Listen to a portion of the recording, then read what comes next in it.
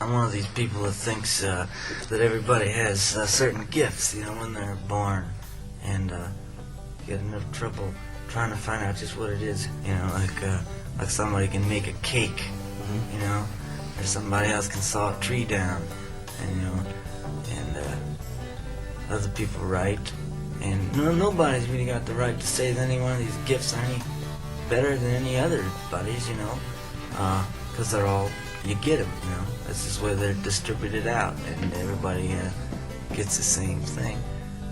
It's only my way of trying to explain something that is very hard to explain. But I wouldn't send anybody I know to tell them to go to school, man, unless they wanted to be a doctor, they want to be something like that, you know, lawyer, do it, you know. But if you're going to do it, you know, do it. But the other thing, just going to school and reading and writing and taking tests, I guess, and it's just ridiculous in the face of things that are going to happen, whether you know why they happen or not. And what did the school teach me? Yeah. You know, and I can truthfully say that, you know, I haven't used any of that stuff, which I've learned in 12 years, except, you know, adding, maybe, and reading, you know, and writing. You know, how to, you know, and that's all, though. You know, like, the rest of it just seems to be a thing to take up your time, you know. Well, I just made up my mind very early that if there's anything you wanted, you know, you really had to you know, make an attempt to sacrifice everything, a lot of things. I knew that whatever I did, it would be in terms of some kind of creating something, and I don't know what it was, but it was me that did it, you know. Mm-hmm. Something which I could also do, you know, just for me. So I just made up my mind not to have anything, you know. I mean, I've got much less than I've ever had, but I've got love. You know, so that makes me feel that I got more. Being faithful to oneself is more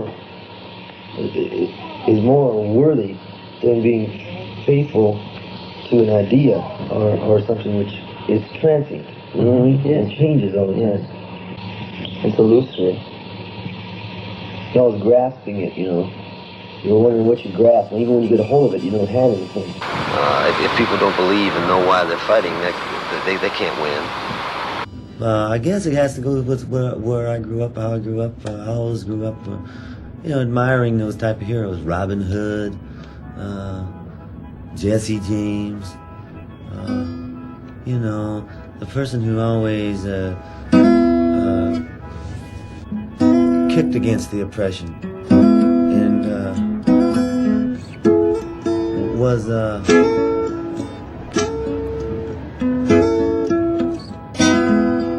had high moral standards.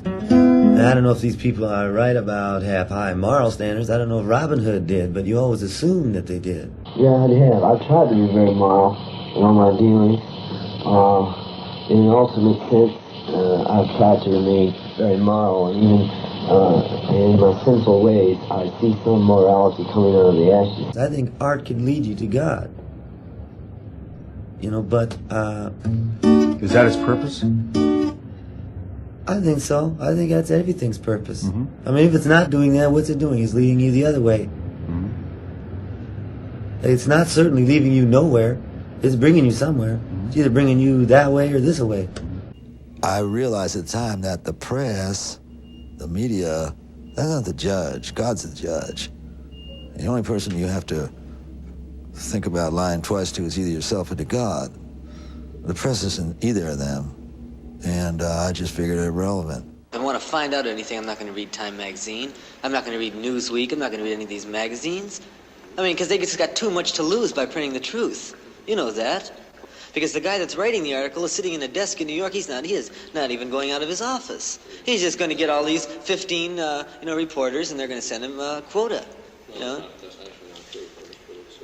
No, he's going to put himself on. He's going to put all his readers on, and another week will be, have some space in the magazine. But that's all. It means nothing to anybody else. I'm not putting that down because people have got to eat and live, you know. But at least be honest about it. I've seen so many people before I got to New York, you know, that are good people, that maybe are poor, you know, maybe a little poor, and there are other people telling them, you know, that why they're poor, you know, and who made it so that they are poor, and to take their minds off that they are poor, they have to pick a. I can just tell by conversation, little conversation, that they still have a feeling that isn't really free. You know, it's not a free feeling that they have. They still have a feeling tied up, where it's tied up in the town, in their parents, in the newspapers that they read, which go out to maybe 5,000 people, which they don't have to go out of town. The world's very small. You don't have to, really. If you leave one town, you're in another town, it's the same thing. They're not thinking about the same things I'm thinking about. They're not thinking what you're thinking. There's got to be an explosion of some kind. The hard rain is going to fall, is in the last verse. When I say where the pellets of poison are flooding the waters, that means all the lies, you know, all the lies that people get told in their radios and their newspapers, which all you have to do is just think for a minute, you know, and try to take people's brains away, you know, which maybe it's been done already. I don't know, maybe I hate to think it's been done, but all the lies, and which is are considered poison, you know. Because a lot of stuff that's really good, nobody really is turned up to, you know. Most of the things that you're exposed to are just the things you hear on the radio or on television, and you know, it's like if it's not on the radio and it's not on television, well, it's not happening, and that's not true at all. There's a lot of stuff that's happening, but it's not just happening on that level. I just have to hope that in some kind of way, this music that I've always played is a healing kind of music. I mean, if it isn't, I don't want to do it. Because there's enough stuff, so-called music out there, which is sick music. It's just sick. It's made by sick people, and it's played to sick people to further a whole world of sickness. Now, this is not only true in music. This is true in film industry. It's true in the magazine industry. Certainly a lot of it on television, billboard signs. You know, it caters to people's sickness. There's a lot of that. And if I can't do something that is telling people, or hoping anyway, that they, whatever their sickness is, I mean, we're all sick. Whatever it is, you can be healed and well and set straight.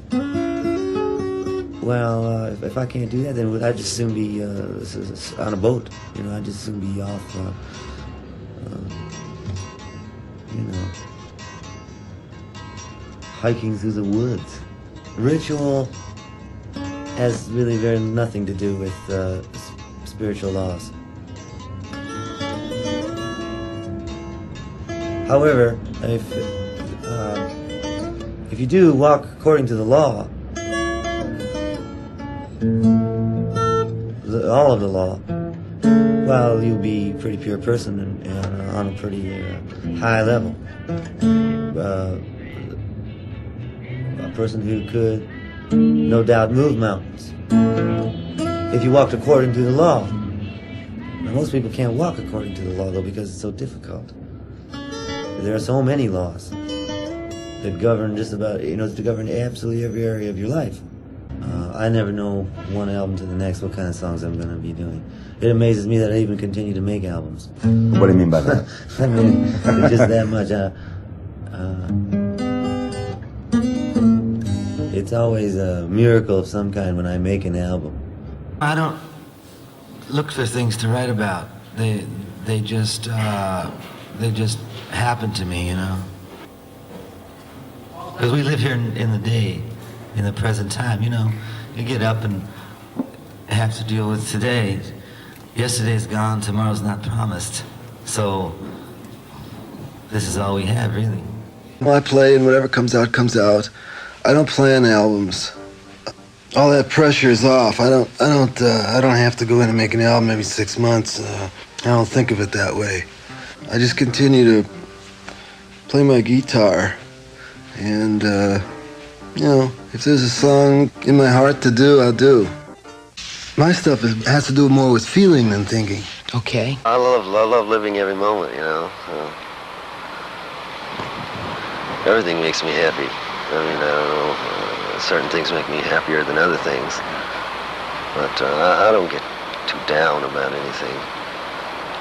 If somebody told me right now, you're gonna have to die in an hour, you know, that would really be nothing I have to clean up, you know, no unfinished business, no, you know, I could very easily accept it. Some sort of end that's just got to happen, you know, which is very easy to see, but everybody doesn't really, it doesn't seem like, you're overlooking it. Well, it's bound to happen. Well, I just want to be here right now and leave the same way I came in. That's all. That's all I want to do.